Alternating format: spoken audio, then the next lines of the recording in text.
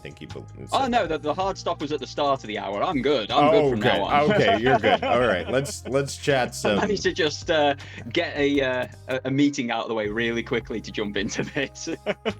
Well, let's get into what the Super PlayStation Bros do best and get into some news this week. So what's been hitting us up? Want to let everybody know, if it's not on your radar and you're looking to purchase some games, it's Black Friday this week. Be sure to check out the PlayStation Store. I'm sure there's going to be crazy deals. They're starting up on the 17th, so that's this Friday. And they're going to be going for the weekend. Now, they haven't mentioned anything specific in terms of titles that you'll see. There may be deals with the PlayStation 5 console bundle, with the Call of Duty Modern Warfare. PlayStation Plus is going to have their discount that you often see every year. I know that's when I picked up my first PlayStation Plus, as well as all of the gear, which is always fun to rock. But if you don't like rocking PlayStation gear, be sure to check out Dorgon's merch shop. Check it on the back. I'm fully branded out today, aren't I? That was semi-accidental.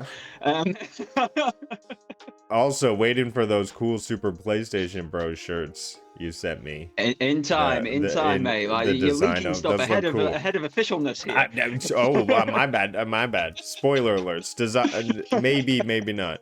Well, be sure to save all your purchases for Black Friday.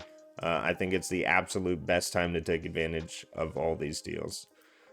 It's going to be huge for PlayStation Plus as well, especially after that price rise that we've just had at the start of the month, to then towards the end of this month have a sale on it. And okay, it might only bring it down to what the price was at full tilt last year, but I would much rather pay that much. I'd be much happier paying £100 for a year of PlayStation Plus Premium than the £120 a year. So I am very much looking forward to the sales come Friday. And a load of games are going in there as well. They've mentioned a couple of big ones going in, a couple of Ubisoft titles, that sort of thing. Mirage is going to have some form of discount on it, which is going to be amazing for people who haven't played that and really do want to. But we are here in the UK already seeing huge console discounts. So you can pick up the new PlayStation 5 Slim with Modern Warfare 3 for £399. That's nearly £100 off the recommended retail price of just the console.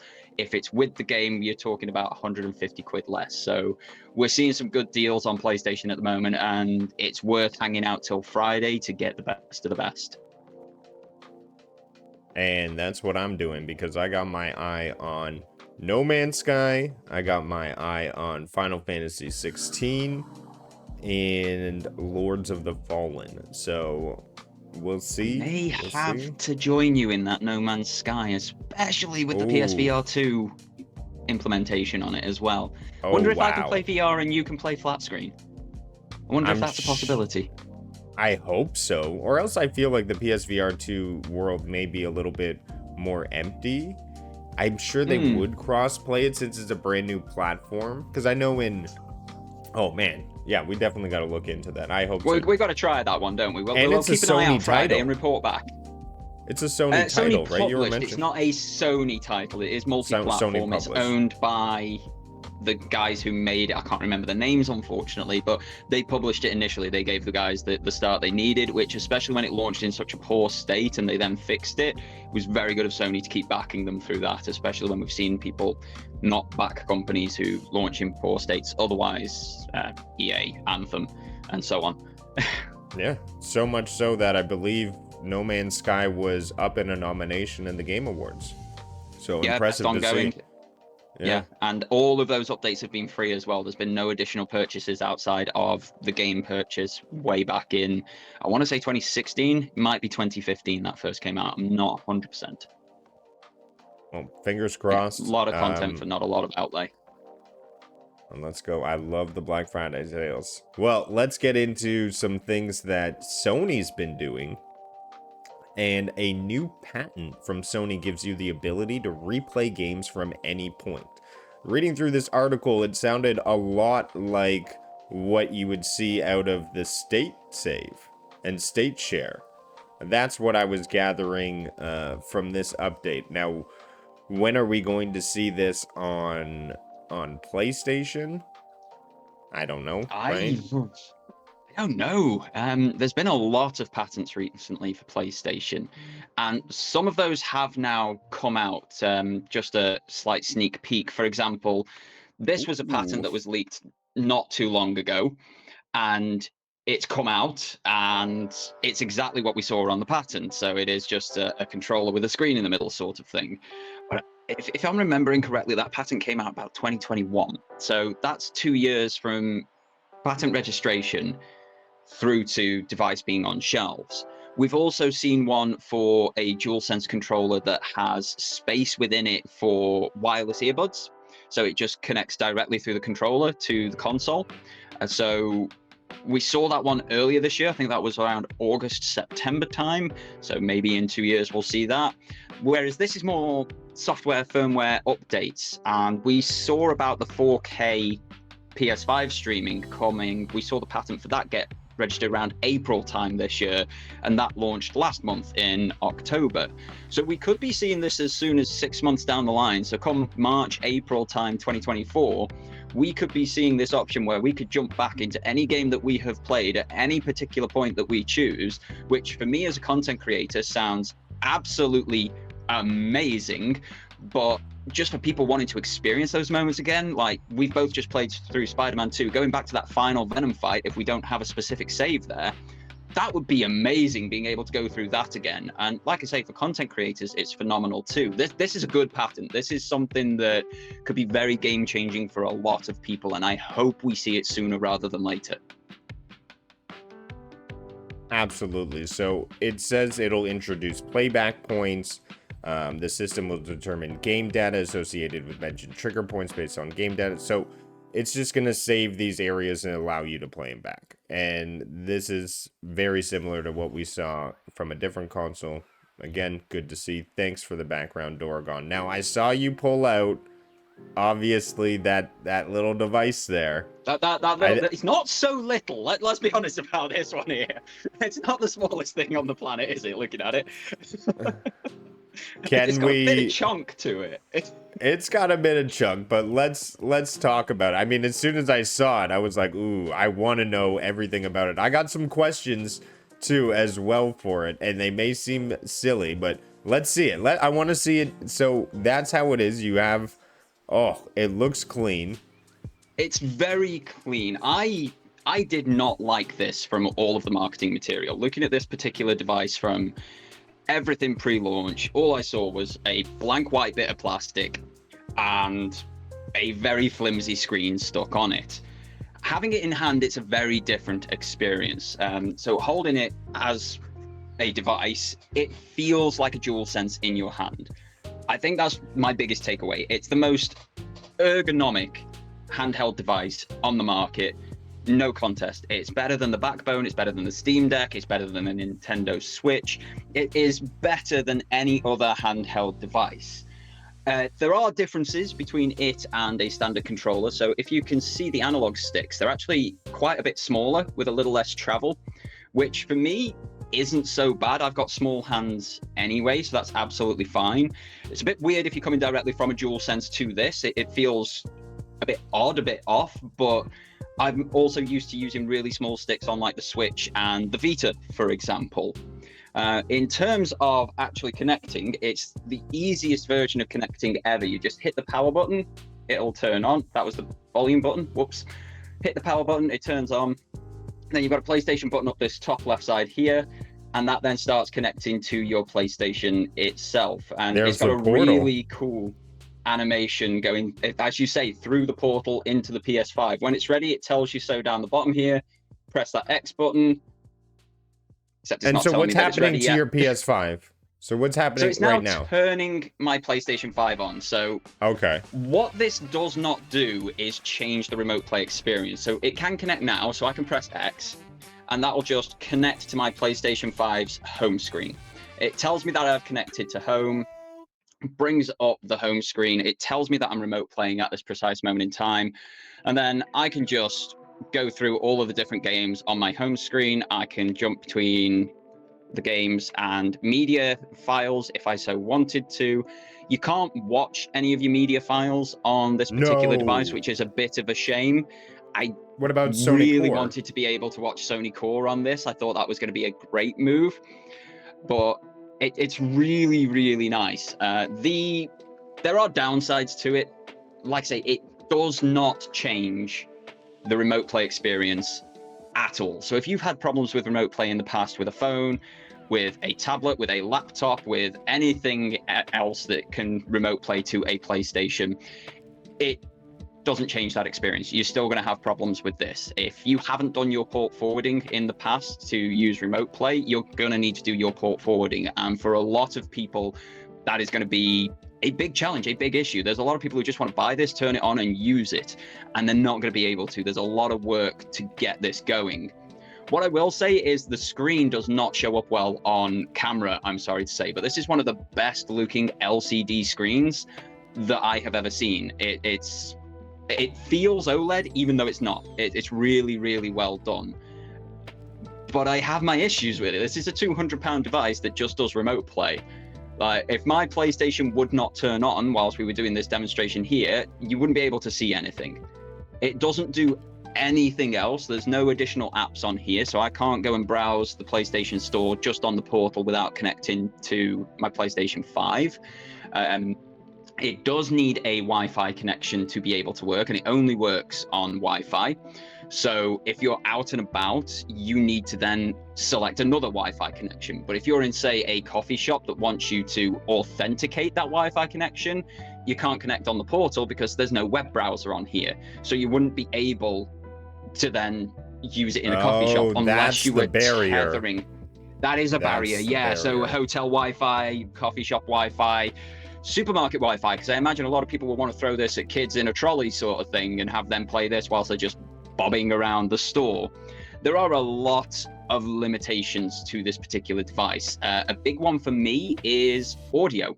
It will only work with the PlayStation Link wireless audio headsets. If I want to go audio, I have had to jerry-rig a Bluetooth transceiver receiver with a Bluetooth set of headphones. Now, these work perfectly. I get absolutely zero lag when I have got this all set up. But that's a 3.5mm jack that has to plug into the 3.5mm jack on the back of this device.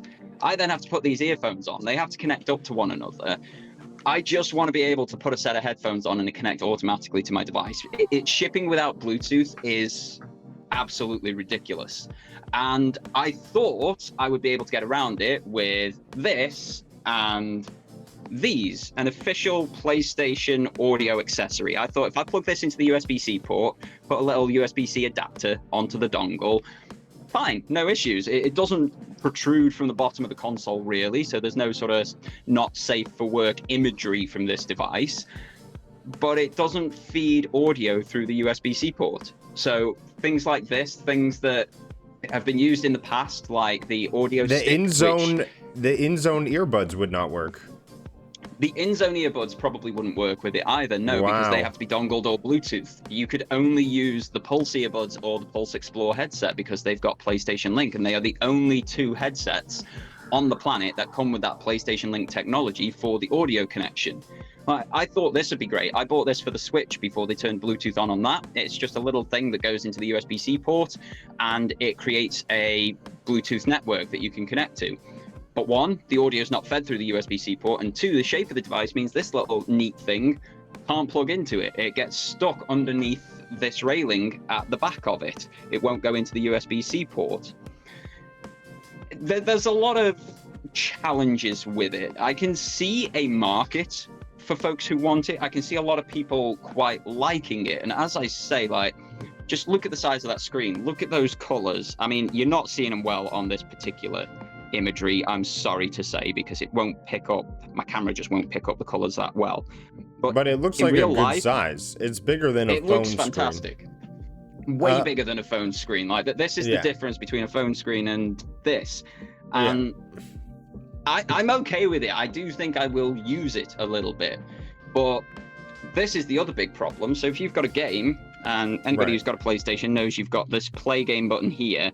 and a stream button here. If I go to that stream button and press X, it will just bug out on me at some point. So it starts up like it's going to start streaming, and then you can't view this scene. You can't do that via remote play. Yeah. It's a letdown. It's a weird device. I'm very confused. Hit me with those questions. One, where's the touchpad? How does that work? Is that the screen? So the screen becomes your touchpad. You've got one either side, and this is your touchpad, what's lighting up here. So it's just in thumb range. So dead easy to get to. Okay. That makes sense. When you are connecting it to Wi-Fi networks, it does have a full QWERTY keyboard, which is stunning. That's absolutely amazing. So being able to just type anything, even if you go to the PlayStation Store and you want to search for a new game, it's a full QWERTY keyboard that you can use. You don't have to be using your analog stick and the X button to select what you want to play. There are some big bonuses in that regard. But yeah, it's your touchpads are just bits of the screen either side within thumb reach. Can you make content on it with the Share Factory and post it to YouTube? You basically have a full PlayStation 5. What your PlayStation this can do. So I've been starting to work on a full review for this device for my channel, and I've been playing Spider-Man 2 on ultimate difficulty to get some footage for it. So what I've done is have a camera, humble brag. I've had a camera pointed at me holding onto this and playing the actual game, but then I've also had the PlayStation recording the footage. Exactly the same as on a DualSense. I press that share button and the share options come up at the bottom of the screen. Obviously, I'm not in a game, so I can't do the game recording, but I could take a screenshot right now, and I would then be able to share that screenshot, use that screenshot in content, whatever the case may be. So for me, the way that I make footage, the way that I make videos is still totally possible using this as well as the PlayStation 5, because that is how I capture all of my footage in 4K. And this will do it exactly the same. If I want to edit it on the PlayStation 5 itself, not only am I able to access Share Factory and do the editing through that program, there is a microphone on the device. So if I wanted to do voiceover, I could record it directly through the portal. Oh, that's cool too. They got the mic there. What up, Bulls for Life? I see you in the chat. He says he's up for it. He's looking to get this. So if anyone else has got any more questions about the PlayStation Portal throughout the show, feel free to drop them in the chat. I'm sure Dorgon will do his best to answer. Now, my final question. This is the one where I'm going to seem like probably not the smartest, but if... And I'm not going to get the answer I want. So if you're playing PlayStation Portal and your partner wants to boot up the PlayStation and play Assassin's Creed Mirage while you're playing Spider-Man 2, that is impossible, right? That is impossible. Yeah. This is not a games console. I think this is one of the misnamings of it. Everybody's calling it a handheld console, a games console. This isn't a console. Just like your mobile phone isn't a console, like your tablet isn't a console. This isn't a console. This is a gateway to your PlayStation 5. You have to have a PlayStation 5 for this to work at all. This is currently just linked to my PlayStation 5. So if I go into my media gallery, for example, and start up a video somewhere. So there we go. I can watch my videos on this. He says, with it not playing at all. So I don't know if I can watch my videos on this. There we go, Spider-Man 2 popping up. So I can watch my videos on this particular device. I can edit them. I can do whatever I want. But say my partner picked up her controller, turned that on, selected her profile, I would be booted out of remote play. Exactly the same as if you're doing that through your phone currently. Exactly the same as if you're doing that through your laptop or PC currently. So it needs the PlayStation 5, it needs to be turned on, it needs to be accessed on your particular profile, because this logs into your PlayStation Network account and it connects that way. You don't do it via the code through remote play. So yeah, if somebody else picks up a console, picks up a controller for the console and starts playing a game, you will lose access on the portal. Got it. We got some questions coming in from chat. First of all, I want to give a shout out to Shen and Gans. Thanks for stopping by the show. Appreciate you coming in. They ask, I'm liking the look of this. Would you guys agree this is not designed for frame-dependent online games? Or how would you answer that? It depends on your remote play experience currently. Remote play like cloud gaming is going to be very different for every single person. In terms of your ability to react and play, you've got a full controller with every input that you Thanks for coming by, Cowboy. Appreciate you stopping by the show. Catch you later, Cowboy. Sorry, Dorgon. So it's capable of doing it in terms of latency. There's about a 1/10 of a second difference in latency. Yes, I booted up a racing game to check that out. So we're talking about the difference between 1st and 10th on the grid at the Brazilian Grand Prix in Formula One. That's the difference in latency. It sounds like a lot, but you can't even blink that quick. That's right, what we're talking about, latency. Is bragged a 10th about. of a second is ridiculous. It's really responsive. But that's if your connection allows it. You're going to need to open the specific ports, and there's about 15 ports that you need to open and forward on your router for this to work perfectly. I had one port missing this morning, and my experience was awful. It was shockingly bad. I had stutters, stops, and freezes. I had disconnections just because I didn't have one singular port of the 15 open.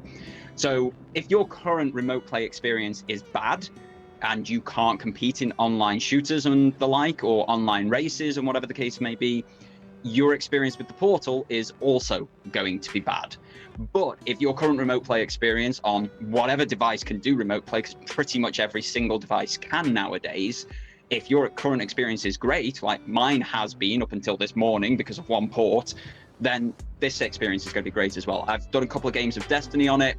I've not performed any worse than I normally do. I know that's not a great yardstick because I don't perform great in PvP, but I could compete as well as I normally do. I noticed no sort of downgrade, but it's entirely dependent upon each individual connection and experience and your internet connection and what have you. So I can't say for definite, but if you have the connection environment, yeah, you'll be able to compete. There won't be a problem there. I want to give it up to Phoenix. She pointed out that I was absolutely trolled, or I completely misunderstood the name Shenanigans. Oh my god, how did I miss that? That's hilarious. Rock asks, for people on the fence, what price would make the Portal compelling enough, bearing in mind you're getting a DualSense controller and a screen under the hood? So, I mean, to me, it's less money. We were talking about this before than my Pro controller, right? Which is... Yeah, you've got the DualSense Edge, don't you? Right there. Yeah. I mean, that's a great controller, as you've said many times in the past, as you've attested to. And it's got more features than this. That thing's got back paddles. This back paddles and a case. And that comes with a case. This is a portable device, don't forget. And in the box, you get it and a cable. You don't even get a charging brick with it. So no charging brick, no case, no screen protector. And this is a portable device. So what, I'm just meant to throw it in a bag and hope it doesn't break? That's what it feels like here. There's a lot missing from the unboxing experience of it. But for me, I think £150 would be a much better price. We have got a big tax markup on it over here in the UK, though. In the US, this costs $200. The $200 conversion rate is £159. Now, if it was at that price, I would think this would be worth it for a lot of people. But because we've got that tax markup of, like, it's 40 quid for no reason, and it costs £200, it's a much harder thing to recommend for anyone, and it's totally dependent once again upon use cases. I'm struggling at the moment to say what price would make it worthwhile for loads of people. There's a lot of parents out there saying it's worthwhile at the price it is for them, but then I'm not a parent, so I can't speak to that. There's a lot of people who are saying that other things offer them more. I'm one of those. I get more out of my phone because I just attach a backbone controller to that, and I can play Xbox Cloud Gaming. I can play GeForce Now, which is PC gaming. I can play emulation games and Android native games, for example. So yeah, it's the price is an awkward position, and it depends what this does for you, whether it fits your life. For me, if I weren't reviewing it, if I hadn't used YouTube money to buy it, this wouldn't be in my hand right now, and I don't think it ever would be, because there isn't enough about it compelling enough to get me to go for it at this precise moment in time. So that kind of answers Phoenix's question as well that we have in chat. Would you recommend it on day one? And you were saying not for this current price. It would have to either offer you more or be at a lower price point. For me, there needs to be quite a bit more. Yeah, it was a very disappointing unboxing experience, which at £200, I know it's less than, say, a £1,000 phone, and you're getting the same experience as that £1,000 phone. But that £1,000 phone does a hell of a lot more once it's out of the box than this does when it's out of the box. So... well, let's get into this. Bulls for Life brings up an interesting point here, and this is what you were saying beforehand, too. You buy the product for what it's offering on day one. Don't go hoping that things are going to come to the future. That would be the official... I love that advice. I would say that is the official advice here. But in terms of what we could possibly see from the future, we're hearing, and I love to bring up everyone's favorite Sony PlayStation, Spaceman Doctor. We have a quote from Sony Interactive Platform Experience Senior Vice President. Oh, damn what it. I'm not a job good. title. What I know. Job title. It's amazing, isn't it? It's Hideki someone or other, isn't it? Nishino. Hideki Nishino. Yeah, so he is the Senior Vice President of Device Experience. And what he said about this is that the difference between remote play and cloud gaming is the location of the server. And it's something I've said for years. I've always said remote play is better than cloud because it is your personal experience, your personal server. So everything that you want from a cloud service is available to you through remote play. I have always said that. I stand by that to this day. And I stand by that with this particular device. But right now, this just does remote play, and it means it's not a gateway into the PlayStation ecosystem. What Hideki is saying with that quote, or is alluding to with that quote, is that some point in the future, we are likely to see PlayStation Plus cloud gaming come to the portal. At that point, if that happens, this is a £200 gateway into the PlayStation ecosystem. With PlayStation Plus Premium, you've got cloud gaming and you've got 800 games at your disposal that are playable on the cloud. There's over 1,200 on the service if you play it on a console. So you're still losing out on 400 games in that regard, but you'd have 800 to play plus whatever's on your console if you do have a PlayStation 5. But if you don't, you're not missing out because you've got a raft of stuff to play with this. Now, okay, it means there's an annual charge of £120 additional to the 200 purchase, but you have a similar situation if you buy the PlayStation 5 console outright. Anyway, you're going to need PlayStation Plus if you want to play online. And the lowest price you can get that for is £60 on a £479 console. So there's always going to be some form of additional outlay buying the games, what have you. But as you said, as you've quoted me saying, and it's something a lot of tech tubers say as well, and I stand by it, it's like, do not ever buy a piece of technology based on future promises. That is just a quote saying it's possible, not saying it's defo coming or giving you a date that it's coming. And until you see that happen, if that is what you want from this particular device, don't buy it. Hold off buying it. Like, this is sold out. They're going to keep making it.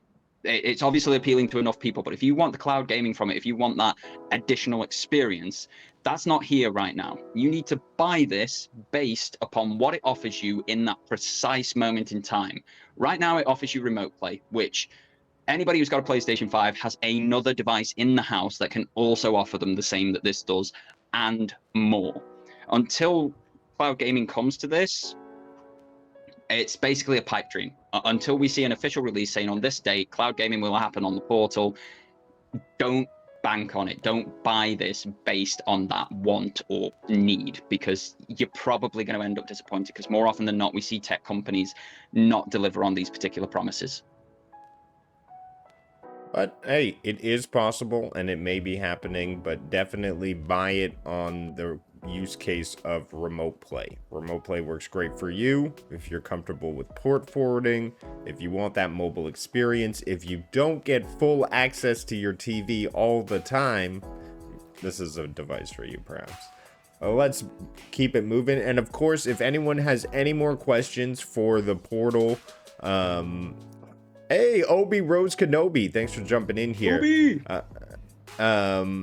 Let's jump in. Okay. Oh, this is a question. So let's answer his question first. Is remote play only in home, or can you do Japan to America type of thing? I believe you alluded to that before, but break it down. Let Obi know. So I've done Japan to the UK with remote play before from my phone. I've done Auckland, New Zealand back to the UK with my phone. So remote play is capable of long distance operations. God, the viewing angles on this screen are fantastic, aren't they? But you can view it from quite a way around. I've only just noticed that looking at the camera. So yeah, remote play is capable of doing very long distance connection, 18,000 plus kilometers. But as with the previous comment of, can you do like Twitch reaction games with it? It's totally dependent on your connection. If you're connecting through your phone's mobile data connection, say you turn on your hotspot on your phone, then the likelihood is you could have a great experience. But if you're in an area that only has 3G connectivity, you're going to have a terrible experience because that only goes up to like 5 megabits per second. And I can tell you on 5 megabits per second, which is the recommended, I must say, doesn't work great. You want at least that 15 that they quote for the top end. I've struggled with 800 megabits coming down today and 90 going up. So anybody with less than that could see big struggles. It's possible, but again, it's totally dependent on your connection atmosphere, area, what your ports are doing and all that sort of stuff. So it's possible. I wouldn't like to say any more than that, other than I have done it before, but it was a phone all the way back, not a secondary device that needs a different connection. I was using my mobile data connection at that point. And Shenanigans asks, do you think you will keep using this beyond getting it for a review? And Shenanigans, now I can read your name properly. Now you can read the name, yeah. I actually do think I will. It's, as we said earlier, it's a really big, really nice screen. Now, it's not OLED like this thing is, but it's the best LCD I've ever seen on the market. It looks, I know you can't see it and the camera won't show it off any well, but it looks really, really good in terms of visuals. It's a HDR capable screen. It's 1080p. It does 60 frames per second. I've got no qualms with how it looks. It is, as I've said, the most comfortable thing in the hand. Like, it just sits in the hand like a controller. You can see where my hands are sat, how they're sat. That is exactly how I hold a controller, and I can hold it up here, I can hold it down at lap area, and the ergonomics do not change. I do think I will continue to use it, but I wouldn't have it in the first place if it weren't for that review and what my community want to see. So 6 and 1/2 a dozen of the other, really. Yes, it's got use cases. There's going to be people who absolutely love this, but I wouldn't have it if I weren't reviewing it, even though I will continue to use it. Especially when my partner's sat there working on her island on Animal Crossing on the Switch, I can just pick this up, and rather than taking over the entire television, we can sit side by side having a bit of handheld gaming together, which is just nice. Adorable. And then you got Sushi there. Yeah, and then the cat comes and ruins it all by knocking him out your hand. So Obi asks, how do you feel about potential stick drift risk? Do you think they may have solved it by going smaller joystick? I know, for instance, on the DualSense Edge Pro, the controller here, the Pro controller, you can swap out the joysticks. So they solved it that way. I assume it's not like that for this device. Not at all. I mean, you see on the back of this device, there isn't a single screw or point of access. There is no way for me to get into this device. So if I bought a DualSense and that started to drift, I can get a screwdriver out, I can get into that controller, and I can try to fix it myself. There is no way anywhere on this little device to get into it. I wouldn't even know where to start to try and repair that. As far as I'm aware, the sticks are exactly the same as on the DualSense, and personally, I've never had a problem. None of my DualSense sticks have drifted yet. I tell a lie, one did drift, but there was a reset button on that particular device which allowed it to be reset and just reset what the central point was. There does not appear to be anything like that on this particular device. So if they did start to drift, I think I would have issues. Key combination, you know, hold circle, start, and possibly, down. yeah, then... reset your central point. That there are definitely options, but I don't know. I'm not worried about it because I've never experienced it severely, and the ones that I have experienced, I was able to fix with a very basic consumer option. If these did start to drift, I would have problems, but I've also got 24 months warranty on it because of EU rules, and because it's PlayStation Europe selling it, not PlayStation UK, it is a case of I would get that 24-month warranty. So if it's going after 2 years, that's just wear and tear, and so many controllers and consoles have done that in the past. It does raise questions of, what about the replacement of them? Is it possible? Are there going to be repair options? But one of those, we're going to have to cross that bridge when we get to it. No one knows at this point in time because it's been out for 7 hours or something, and no one's experienced it yet. Well, I'm glad you got it delivered day of. That's pretty cool. And thanks, Obi, for the question. Of course, we'll be fielding questions all day about the PlayStation Portal, so feel free to drop them in the chat as we continue along the news cycle. So I wanted to drop in here because I know you had a lot of great insight into the trailer. I'm going to be playing it here. I know you may not be able to see it the best, but today, this morning, dropped from Sony Pictures the Madam Web trailer. So if you're into the Spider-Man universe, if you're into an evil Spider-Man who's just going to destroy stuff recklessly, I'm all for it. Let's go evil Spidey. A lot of cool stuff here happening. You want to break down, you know, maybe where Madam Web comes from, what's happening in this trailer, who this Wolf Spider-Man is? Yeah, so I'm pulling heavily from my comics knowledge here, and something I have learned with the Sony Spider-Man universe is my comics knowledge means Jack. Like, Venom is nothing like the comics at all. He's there for comic relief, and he never meets Peter Parker or anybody else. He goes straight to Eddie and co. So yeah, they're like, this is comics knowledge giving insight. How much of this is going to transpire into this particular movie, I don't know. I am very much looking forward to it, especially after what Spider-Man 2 has done to the Marvel Comics. Like, we have today or yesterday had announced that they are making, for the first time since 2010, a Spider-Men comic. We are having Miles and Peter Parker together in a continuing run as a dynamic duo. It's going to be called The Spectacular Spider-Man, and that's coming in March 2024.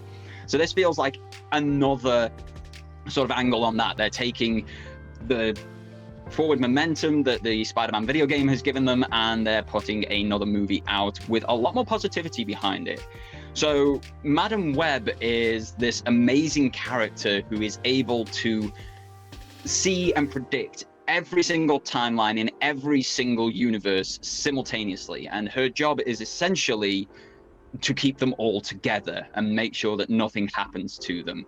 She was brought in by a writer called J. Michael Straczynski when he was doing his Spider-Man run in the early 2000s, and she was then elevated by Dan Slott when he was doing his Spider-Man run, and he wrote the first Spider-Verse comic.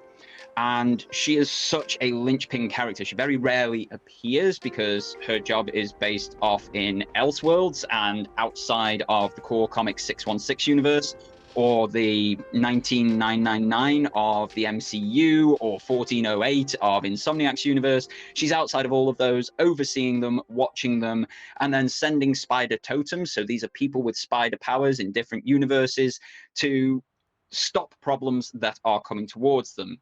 what it looks like is happening in this particular movie is that problem is what we know as Wolf Spider from the Ultimate Spider-Man TV show, the cartoon.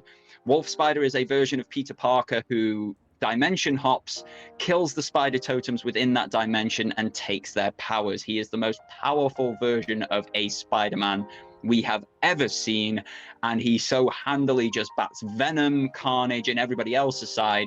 He is a terrifying threat. If any of that is true, this has the potential to be an amazing movie, and I do hope in some way it links to 1408 with Insomniac Spider-Man, because it would just be amazing. It would be amazing, and there is so much momentum behind Sony's Spider-Man universe at the moment.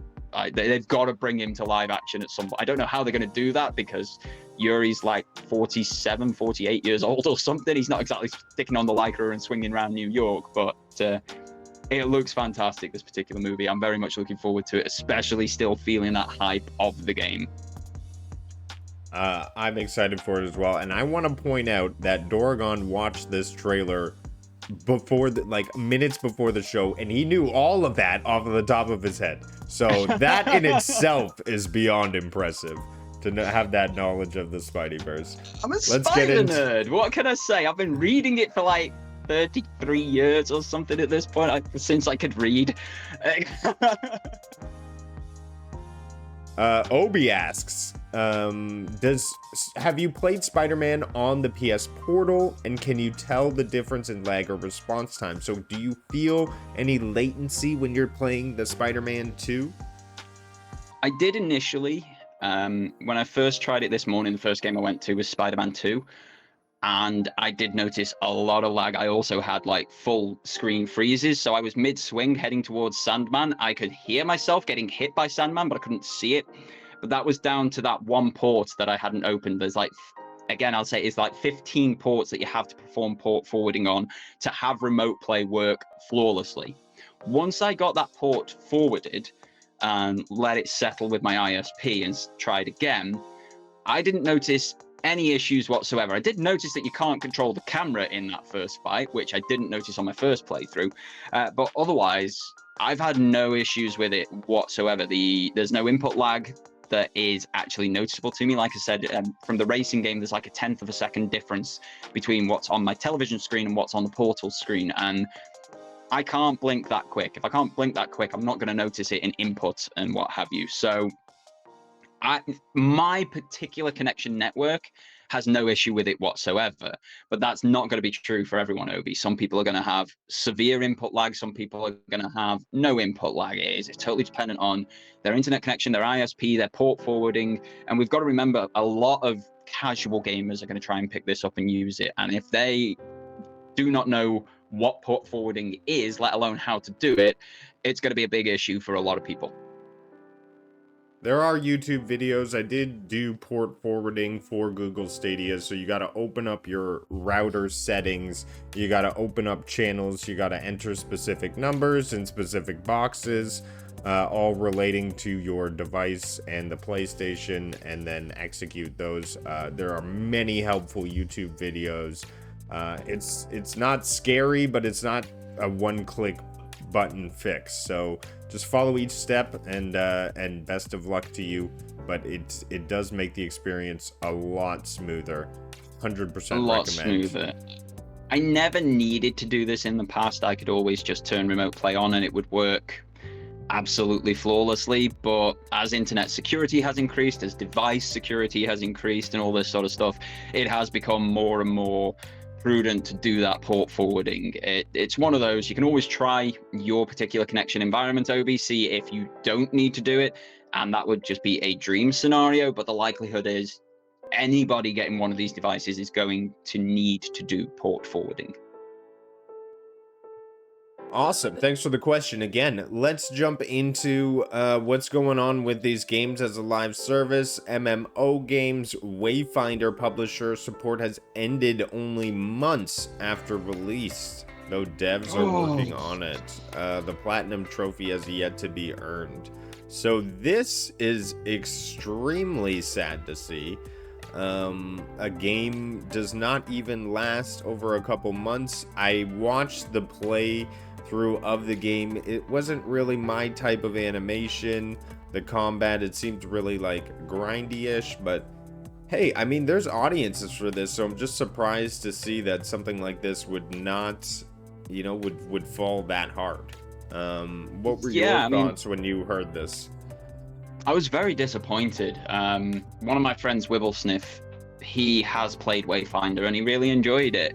It's for that crowd that's sort of like Monster Hunter games, the ones where you go and do the same thing over and over again to build a better piece of armor, so that you can then go and do harder versions of that to build an even better piece of armor, an even better weapon. It's a very intoxicating gameplay loop, and Wayfinder was very much that sort of gameplay loop. I thought it was a bit rough when I saw it, and I tried it in the beta, but it was also a beta. Like, this is why you do a beta, so you can have feedback, what's rough, what's working, what isn't working, and then fix it for full release.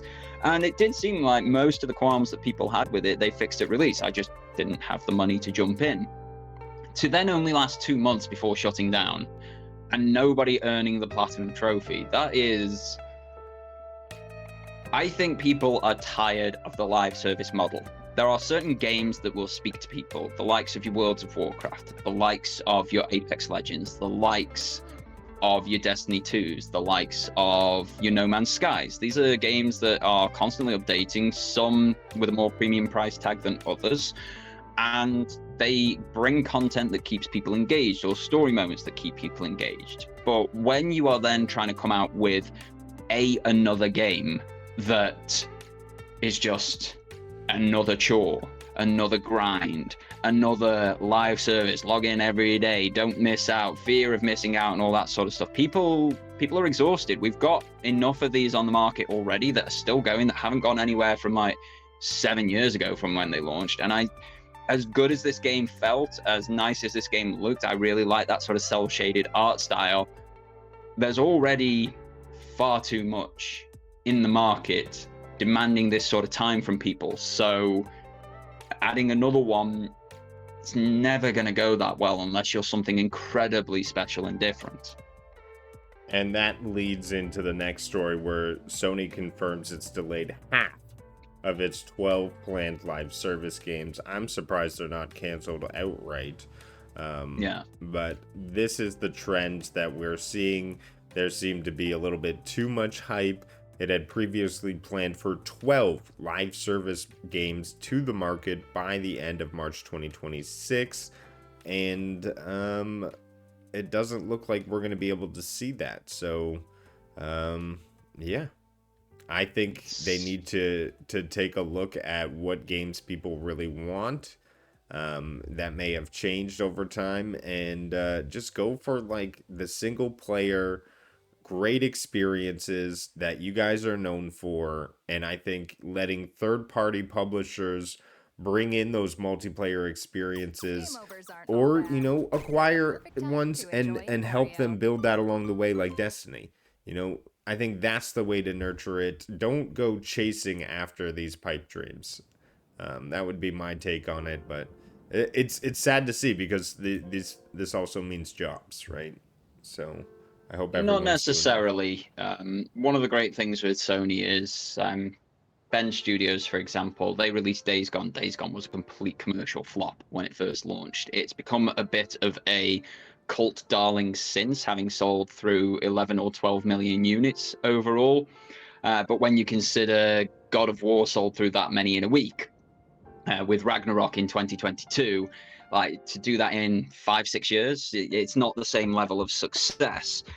But rather than lose jobs, rather than oust Bend, they realize they've got a really talented team on their hands with that particular studio, and they put them to work on something else, whether it's a new IP, whether it's a rumored continuation of the Uncharted series in Bend's hand. And Bend have done an Uncharted game before on the Vita, which I thought was absolutely excellent. So I would be very interested to see if they could continue that series with some of the side characters, because I really liked Lost Legacy in that regard.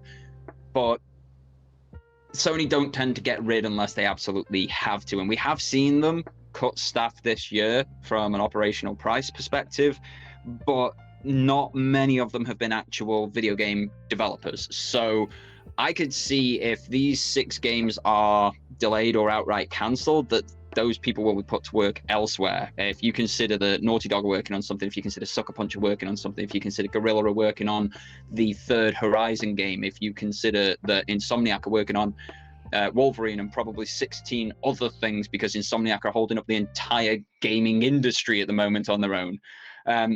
They're going to need help. Like, these 200-300 person teams aren't going to have the right amount of resources and manpower to be able to get these across the line in a decent amount of time.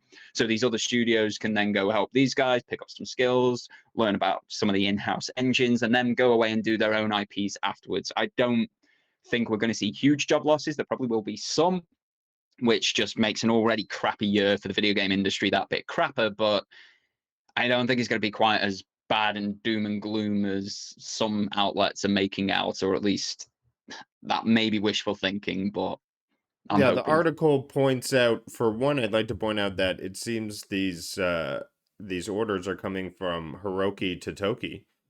So it seems like he's taking these calls. He's sort of acting as CEO, quoted in this article, and he's holding them back for quality. So it's good to see that quality is the overarching measure and bar for this. So we'll see them when we see them, when they're ready, is what we are being told. But Yeah, let's 100%. continue down the news line here, celebrating the holiday season. So there are tons of new hardware, and they came out with a brand new ad called Feel It Now, which I thought was very well done. I like the PlayStation imagery. They really heavily focused on Ragnarok, the Horizon game, as well as, is it Harry Potter or that they're focusing on? I can't remember the other one, but I'm it's not well done. 100% sure. It does look like Hogwarts Legacy that they're focusing on, which is, The Ratchet and Clank. bit questionable with way things have gone with Harry Potter's creator this year, but to power to them if they're just throwing the towel in, sort of thing. It's a good advert. I Last like of that it's live Us. action. Yeah. I like that it's leaning on all of their IPs. There's bits of Ghost of Tsushima in there, which is one of my personal Yep. favorites. There's bits of Last of Us. There's even bits of Uncharted, even though we haven't had a game since 2017 and Returnal. what have you.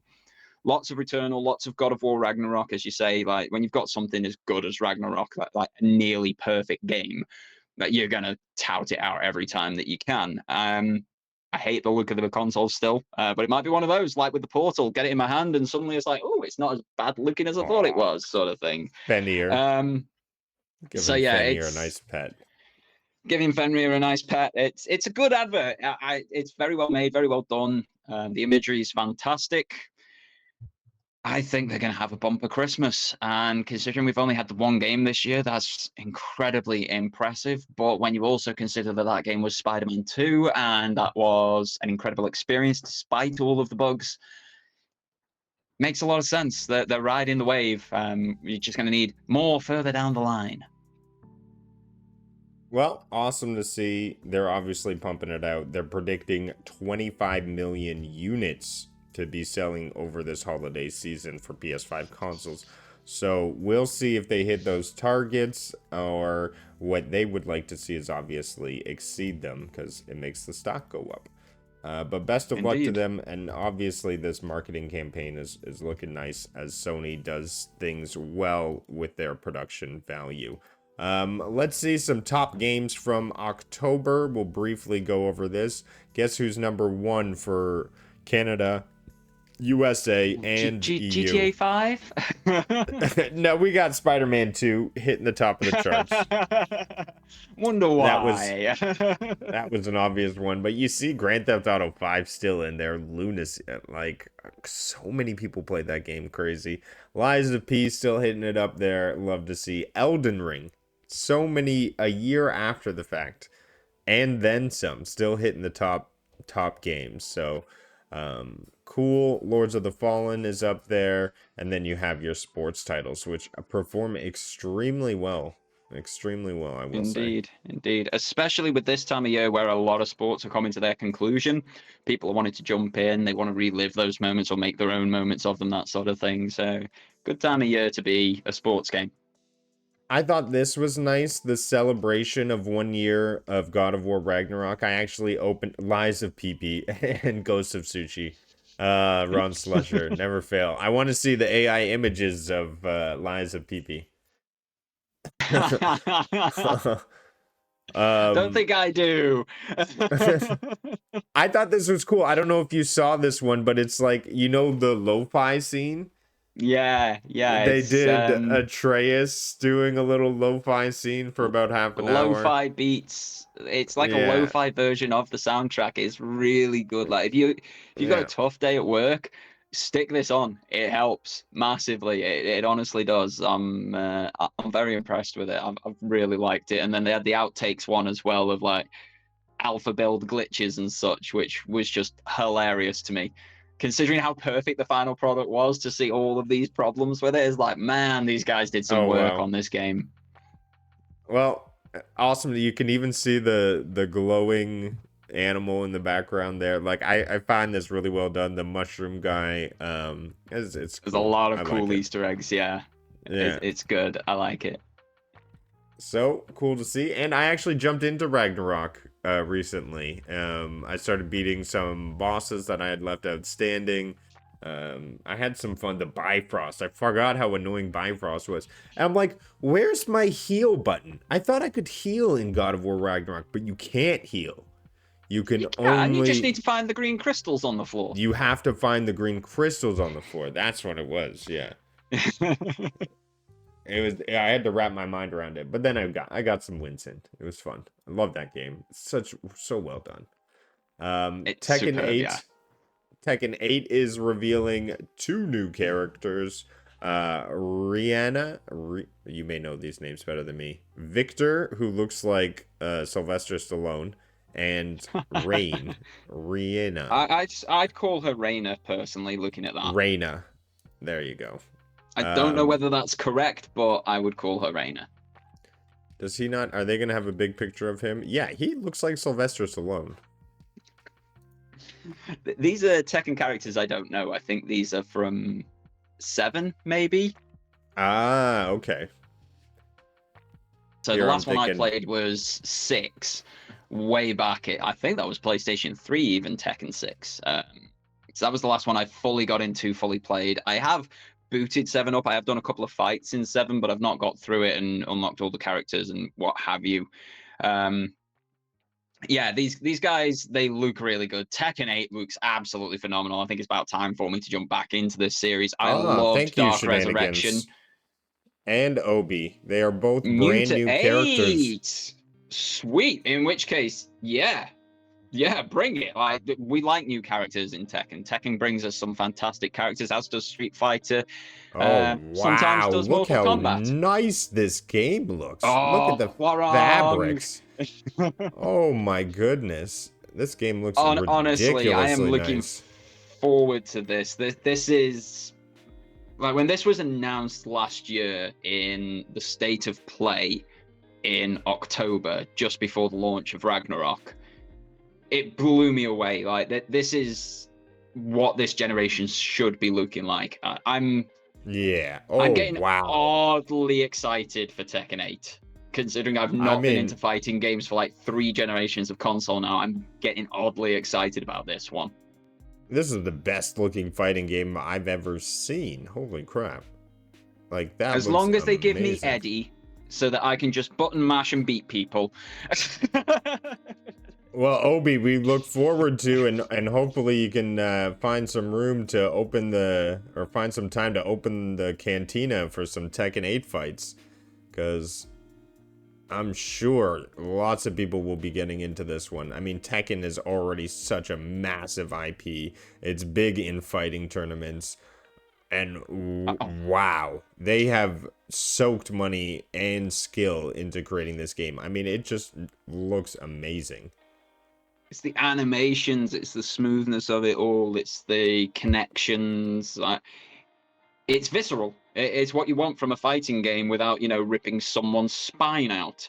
And Obi, you have just ruined every bit of excitement for this game that I had. I'm out. I'm done. No more. Your button masher for real is going to be law. Probably but heck yeah, every Friday starting opening day. Oh, well, that's gonna be Nice, awesome. Why did nice. Eddie is not on the roster? Oh, you wanted Eddie. I Sorry, wanted it. I dude. love Eddie, but if there's no Eddie, there's Hwarang. There's always Hwarang, so I'll go with I him. mean, there's I Victor. love his moveset. Victor looks Look at awesome. Victor go. And It's he one of those. fights I in a can get suit. into these characters quite well. I spent so long playing Dark Resurrection, which is a version of Tekken 5 on the PlayStation Portable. And that was such a good game. It got me through a couple of hospitalizations and such. I've got so many fond memories of Tekken 3 back on the original PlayStation, and me and my brother unlocking every single character. It was ace. But yeah, I'm looking forward to Tekken 8. I am. Awesome. Well, it comes out next year, I believe, right? It's on the next year roster. March, I want to say. Why is everybody throwing the games out in March? We said no to February, which seems like people are doing. But why are you just throwing them all in March instead? Like, spread them out. We've got a whole year, people. March is the popular release date, that's for sure. Oh, January 24th. January. Thank you, Shenanigans. Or 26th. One of the two. It's in that window. It's in that window. Cheers, chat. It's in the Shenanigans to Obi Rose window. Yeah, 24th to 26th. It's like a birth estimate, isn't it? Some might January. be that day, might be before, might be after. And then a week or two later, you get Helldivers, which I'm going to be looking forward to. Well, if it's as ridiculous as the first one, it's going to be great. We need to move through these news stories, or we're going to be a 2-hour show today. So, Legend of Zelda, Nintendo and Sony making a live-action film. What? They are making a film together, and it is going to be The Legend of Zelda. This is absolute. I mean, blew my mind. Everybody wanted a Legend of Zelda movie after Super Mario released. I mean, it was on everybody's tongue.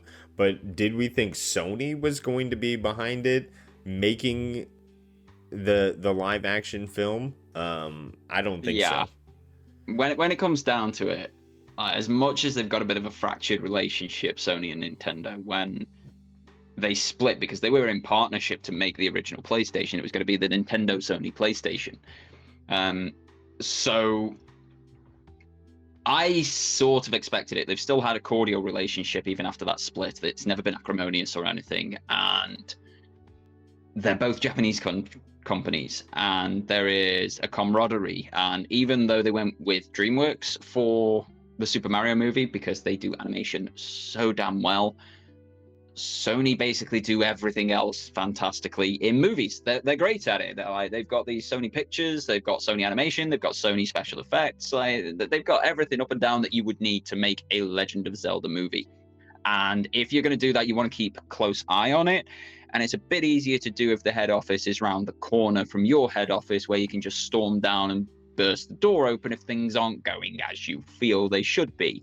So it does make a lot of sense to me, rather than shipping it out to someone in Hollywood or UK or Bollywood or wherever else could make this movie. Give it to the guys around the corner and keep an eye on them, because it is an IP that Nintendo really want to protect and do justice. It could be a long time until we see this movie. I feel like there could be a lot of scrutiny, some fine, or they've already created the master plan for this and it's going to be followed to the T. It's one of the two planning aspects, but I really am looking forward to this. Like Obi said, take my money. Let's watch it already. Awesome to see. Awesome to see. Nintendo and Sony. Does this mean that we'll get the Legend of Zelda series on PlayStation? No. No. No, never. No. Let's be honest. Nintendo, when it comes to gaming, needs no one. They could take both Sony, Xbox, they could then add Steam into the mix, Epic, and a couple of others, and just stand in front of them and blow, and they would all fall over. That is the power of Nintendo in the gaming sphere. You don't mess with Nintendo. They are the gods of gaming. As much as we have our love for PlayStation, as much as people have their love of Xbox and Steam and Co. and the PC master race, you all bow before Nintendo. They need no one else. Not in the gaming space. And that's why this show is called Super PlayStation Bros. You see what we did respect the gods. there? Well, let's get into the final news stories of today. And you know what? I am upset and I have a bone to pick. Where are my PS Plus games for the month? What is happening?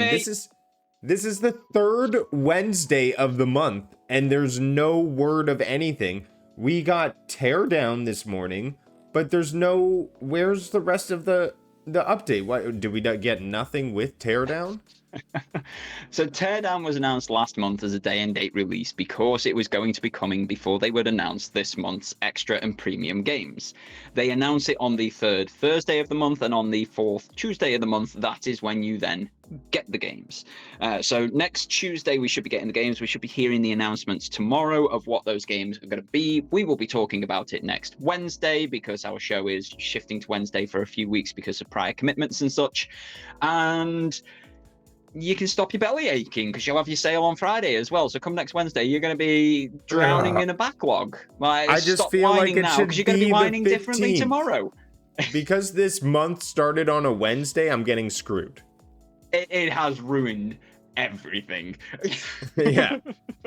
And that's upsetting to me. And I feel like they knew that, and that's why they gave us Teardown on the 15th. But I still feel like, or maybe they lost, wanted. don't you?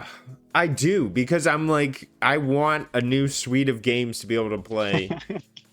And you're not playing the not last suite of games. Come on, man. Like, I have tried. You played Okay. Killzone yet? No, but I did you try to Gravity play. Rush yet? No, you did bring that up, and that was intriguing. I got to download that one. But the one thing I did try was Gotham Knights, and it wasn't full crossplay. It broke my heart. But Oh no, it wasn't. That was an issue at launch with it, which was why people were annoyed at the $70 price, isn't it? Yeah.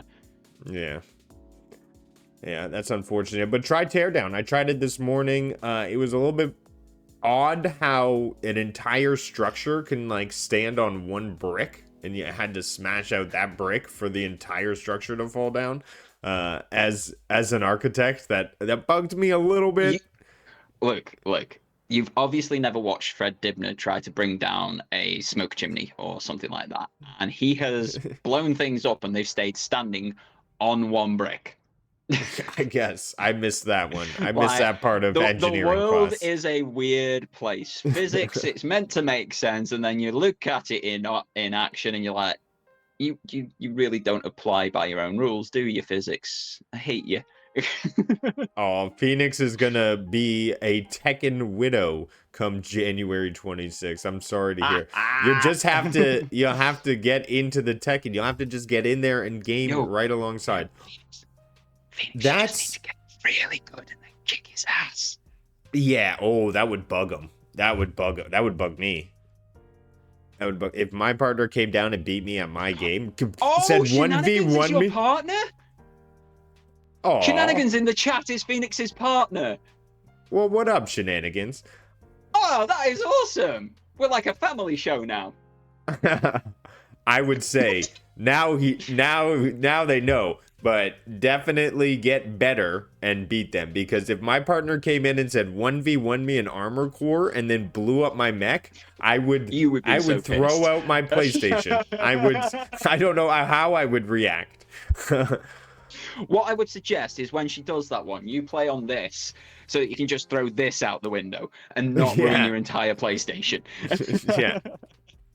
It's a little bit cheaper. Hey, Neil J, what's going on? Good thing there's no Minecraft physics. Yeah, it's a different physics games. I mean, all the levels are already made. You're not really...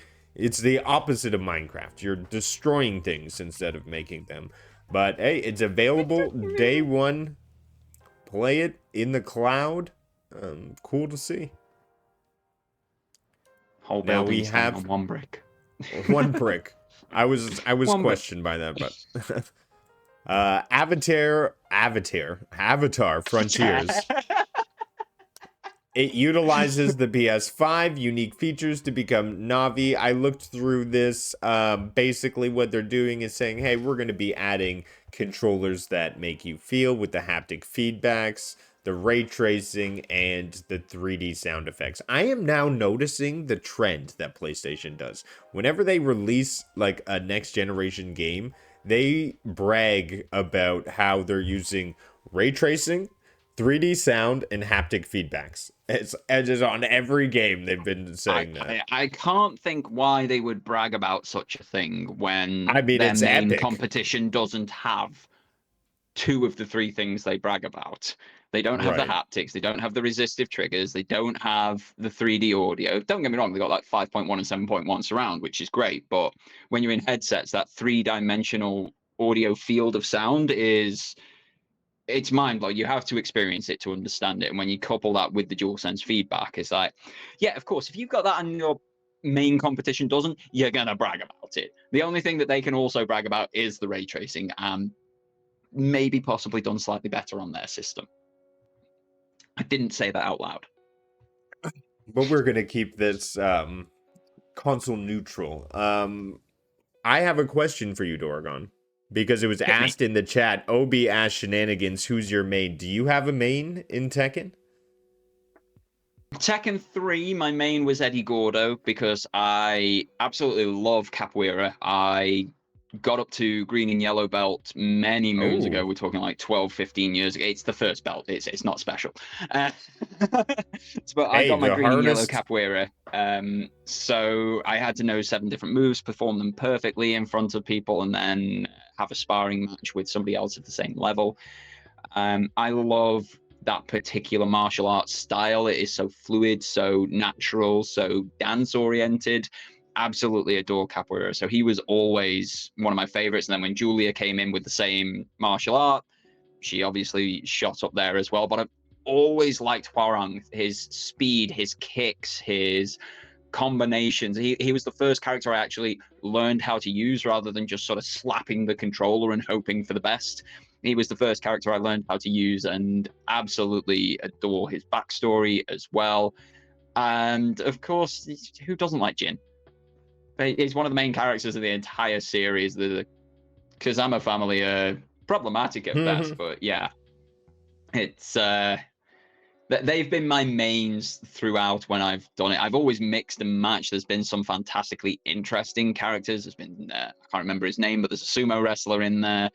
We've had a full-on ogre at some point, and we've had Devil Jin, where he's got wings and horns and like flaming fire beams and such, which is a pain in the butt to face. It sounds epic. But yeah, they've been mine.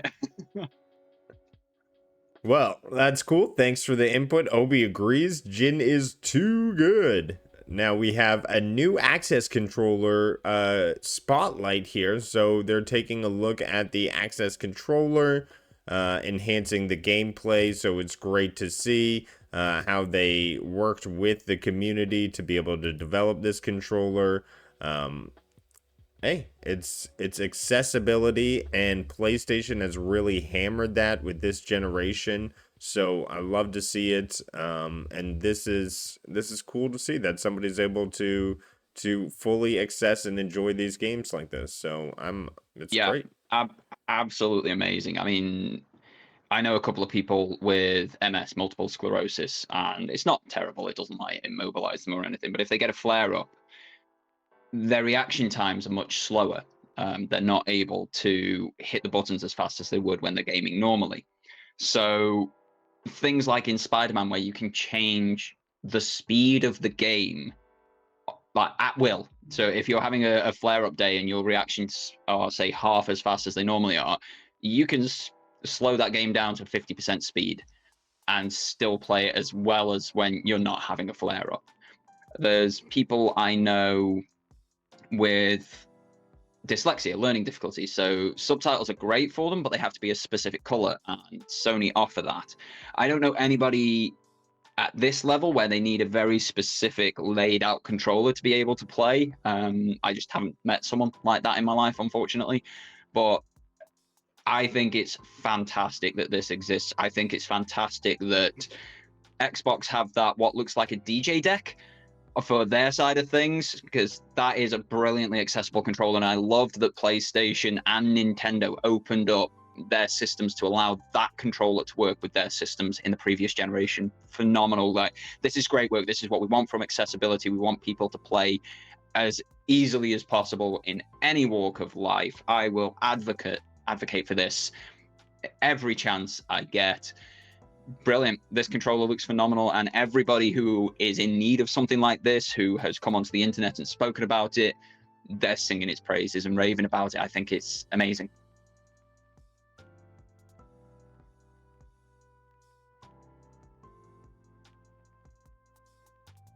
Have you muted yourself, sir? Yeah, I muted myself. I just went to say accessibility has really been the flagship, and we've seen PlayStation really nail their hardware this year. So great to see. And let's jump into, oh my god, okay. We will talk about PlayStation. We don't need to get through everything. All right. Last thing, because I want to be all inclusive. I want to be all inclusive.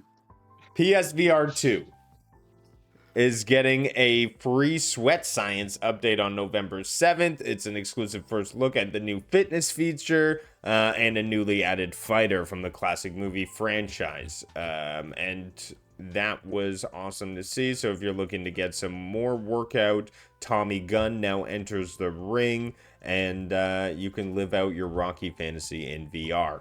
And that's what we'll say, and that's what'll be the show. And Mr. Reaver the Beaver pops in here. Happy birthday, good sir. Hope you're having a good one. Happy birthday to you. Happy birthday. Okay, I'm going to stop that now. It might hurt people's ears. Let's close out the show. Dorgon, what will you be up to this week? What's going on? How can people find you? I know you got a review. Tell us about it. I currently have a new review up for Marvel Spider-Man 2. All views, likes, and comments on that would be most appreciated. Thank you very much, folks. I am currently working on a more in-depth review of the Portal than what we've given today. It's been basically initial thoughts today on the show and initial information. So stay tuned at Doragon86 here on YouTube and on all other social platforms to find out when that one goes live. What about yourself, good sir? When shall we see you playing these awesome games like Death Stranding and Devil May Cry 5? Oh, well, you know, you bring up those legendary games and you stun me because I'm playing Fortnite tonight with the family. Fortnite. Oh, wait, wrong game. Fortnite. Yeah, well, I'll be playing with family game night like I do every Wednesday on the Rudigs channel, link in the description, 10 p.m. Eastern. So crazy time, British time, but I gotta get when I got my free time. So be sure to check it out. I watch you in the morning when I start work. It's great. I love it. All right. Well, that's all from us this week, and catch us next week on Wednesday. Be sure to like, subscribe, all that good stuff. Until then, take care and be kind out there. Take care, guys. Bye.